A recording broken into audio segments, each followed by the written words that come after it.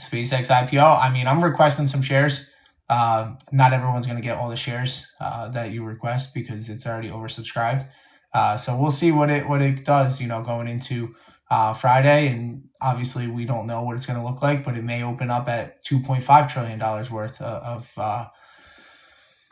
so we'll see what it looks like going into Friday. It may open up at 160. It may open up at 175. There's analysts saying that SpaceX is going to be $4 trillion at the open bell. So we'll see. I don't think it's going to be that high, but I wouldn't be surprised if it's 2.5, 2.2 trillion. It's going to open up higher than what it is, what it's offered to you at. I think it's going to, rally off the start. It's going to most likely pull back for sure. The memory ETF, DRAM, the memory ETF, I like that. They own a lot of MU and a lot of other names. Definitely look into DRAM. It's a nice ETF for memory. Well, what do you want to know? We know that the market is targeting, $135 per share. It's already oversubscribed. So don't expect to get all the shares that you requested on SpaceX.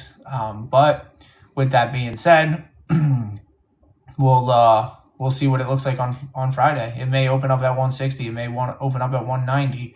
We don't really know. We know that it's targeting $1.77 trillion market cap, though. That's the facts. I mean, I'm going to be watching for Anthropic and OpenAI. Obviously, they're not out yet. When they come out, we will definitely be, interested in them for sure. Definitely something that, is going to be a hot IPO. But like I said, I'm sure those are going to be, as it gets closer and we get more stories on those, it's going to be kind of something similar to SpaceX where, you request shares and you don't get all your shares. Obviously, we've seen that in the past with multiple other IPOs, but, these are definitely something to keep in mind.